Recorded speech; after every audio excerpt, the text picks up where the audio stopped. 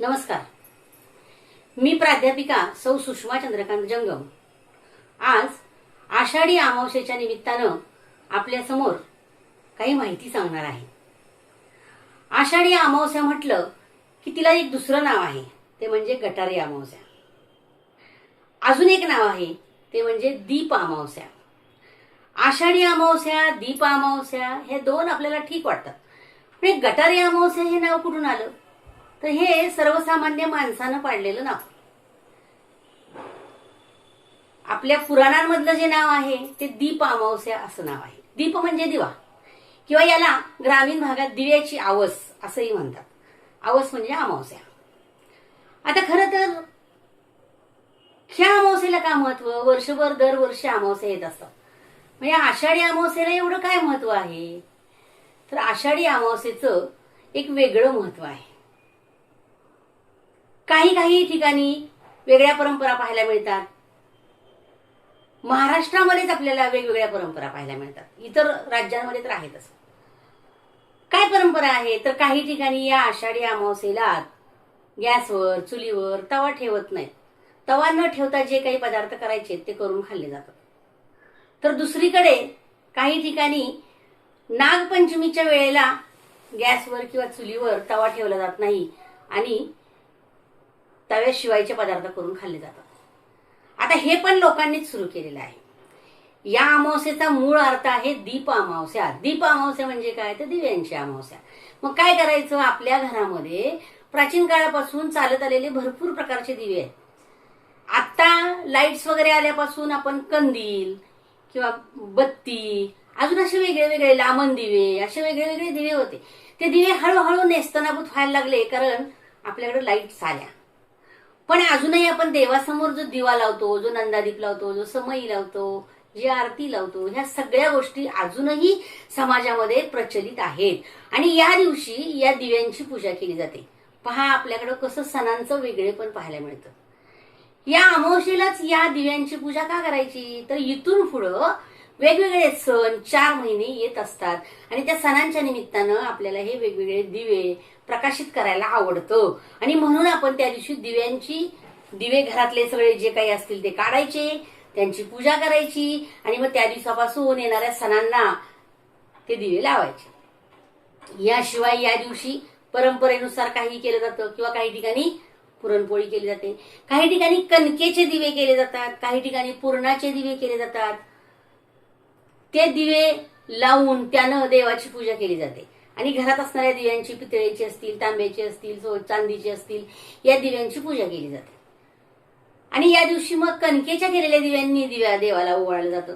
याशिवाय घरामध्ये असणारा वारस ही प्राचीन परंपरा झाली. मग मुलगा असो वा मुलगी, मी म्हणेन आजच्या काळानुसार बदलायला काहीच हरकत नाही.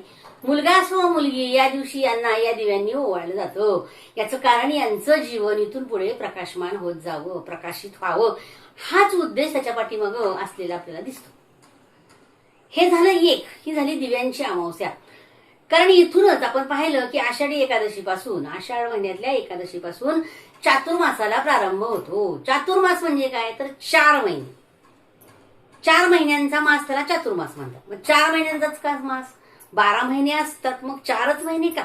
आपण आषाढी एकादशीच्या वेळेला पाहिलेलं आहे की आपण म्हणतो की या एकादशीला देवशयनी एकादशी. या दिवशी देव झोपतात आणि ते देव उठी म्हणजे प्रबोधिनी एकादशीला उठतात. तोपर्यंतचा काळ चातुर्मास, 4 महिन्यांचा मास. आता पहा, या 4 महिन्यामध्ये आपण पाहिलेलं आहे की पावसाळा सुरू होतो. प्रचंड पाऊस पडत असतो, नदी नाले तुडुंब वाहतात, पाणी भरपूर होतं. सृष्टीवर पिण्याचं पाणी, शेतीसाठी लागणारं पाणी आणि इतर अन्य कर्मांसाठी लागणाऱ्या पाण्याचा तुटवडा पडू नये म्हणून या 4 महिन्यामध्ये आपल्या भारतामध्ये पाऊस पडतो. त्याला वेगळा पावसाळा ऋतू म्हणून आपण ओळखतो, वर्षा ऋतू त्याला म्हणतो. तर आता या काळामध्ये शेतकरी समृद्ध होतो. पहिला पाऊस पडला की त्यानंतर पेरणी केली जाते. पेरण्या केल्या की धनधान्यांना पण समृद्ध व्हायला सुरुवात होते. आणि मग अशा वेळेला पडणारा पाऊस, या कालखंडात माणूस कुठं बाहेर पडू शकत नाही. शेतामध्ये पेरलेली पिकं उगवून यायला वेळ असतो. आणि म्हणून मग अशा वेळेला माणूस प्राचीन काळातल्या पुराणातल्या कथा, पुराण, ग्रंथ यांचं वाचन करतो. आणि याच 4 महिन्यामध्ये आपण पाहणार आहोत, पाहिलेले श्रावण महिन्यात वेगळे सण येतात, भाद्रपद महिन्यात गौरी गणपती येतात, आश्विन महिन्यामध्ये दसरा येतो आणि कार्तिक महिन्यामध्ये दिवाळी येते आणि दिवाळीनंतर प्रबोधिनी एकादशी येते आणि तिथं चातुर्मास संपतो. हे 4 महिने धार्मिक कृत्य करण्यासाठी महत्वाची मानली जातात. याचं कारण की या 4 महिन्यामध्ये देव आपल्या बाजूनी समस्त मानवजातीला, संपूर्ण मानवजातीला समृद्ध करत असतो. नुसतं मानवजातीला नाहीये तर निसर्गात जीव जो जन्माला येतो, तो प्रत्येक घटक, या पृथ्वीवर जन्माला येणाऱ्या प्रत्येक जीवाचं पालन पोषण करण्याचं काम, त्याची पूर्वतयारी याच 4 महिन्यांमध्ये करत असतो. आणि म्हणून या चातुर्मासाला आगळं वेगळं महत्व आहे. आणि म्हणून याची सुरुवात या आषाढी एकादशी किंवा आषाढी अमावस्येपासून सुरुवात होते. म्हणून हिला दीप अमावस्या असं म्हटलं जातं. दुसरी अमावस्या आपण म्हणतो आषाढी अमावस्या, माहिती आहे, कारण ती आषाढ महिन्यामध्ये येते. आणि तिसरं नाव लोकांनी जे दिलं ना, ती गटारी अमावस्या. हे लोकांनी दिलेलं नाव आहे की याला कारण आता फार तिला महत्व राहिलेलं नाहीये, पण तरी पण अजूनही लोक त्या गटारीचा वापर खेड्यांमध्ये नव्हे शहरांमध्ये सुद्धा करताना दिसतात. गटारी का तर पूर्वी लोक त्या दिवशी प्रचंड दारू प्यायचे, मटण मांस खायचे आणि गटारांमध्ये लोळायचे म्हणजे स्वतःहून लोळत नव्हते, पण असे मग इतकी प्यायचे की येताना कुठं रस्त्यात पडायचे. खेड्यांमध्ये रस्ते आणि गटारी असेच असायचे, कारण पावसाळ्यात प्रचंड पाऊस पडल्यामुळे गटाराचं पाणी रस्त्यावर आलेलं असायचं. असल्या ह्याच्यात ते पिऊन यायचे, मग पडायचे. आजच्यासारखी घरी प्यायला मिळण्याचा तो कालखंड नव्हता. आता काय घरी आणूनही माणसं पितात, हॉटेलमधनं जाऊन पितात, कुठेही जाऊन पितात. खरं तर हे वाईटच आहे. त्याच्यावर लिहिले नसतं धूम्रपान आरोग्यास घातक आहे, तरी सुद्धा माणूस ते करतो. ठीक आहे, मला त्याच्यावर जास्त बोलायचं नाहीये, पण काय या दिवशी तसं केलं जायचं तर पुन्हा चातुर्मासामध्ये माणसं मांसाहार करायची नाही. 4 महिने मांसाहार करायचा नाही. मग ते करण्यापूर्वी घ्या फुल दारू पिऊन घ्या आणि फुल मांसाहार करून घ्या, म्हणजे पुन्हा 4 महिने आपल्याला करायला नको. हा एक भाव त्या लोकांचा त्या पाठीमागं होता, उद्दिष्ट होतं त्याच्या पाठीमागचं. इतकं त्या मांसाहाराबद्दल आकर्षण माणसाला आजही आहे.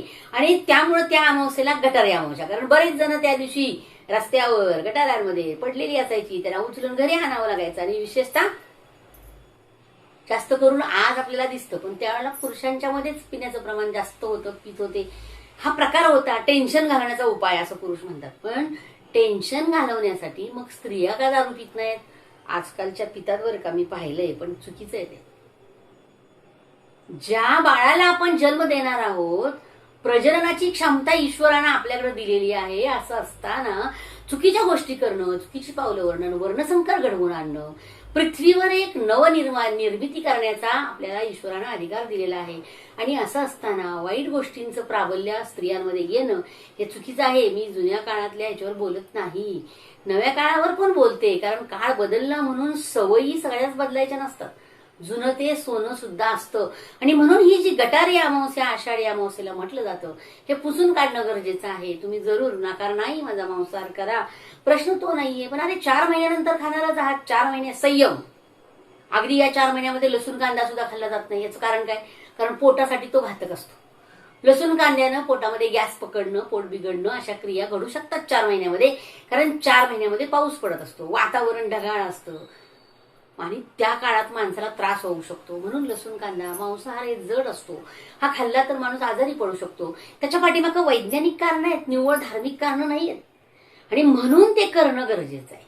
त्याचा हेतू आम्ही समजूनच घेतला नाही, नको तो हेतू घुसवला आणि मग तिला गटारी अमावस्या असं नाव देऊन टाकलं. याच दिवशी आपण दिव्याची पूजा केल्यानंतर त्याच्यावर लाह्या वाहतो, हराळी वाहतो, आघाडाही वनस्पती वाहतो.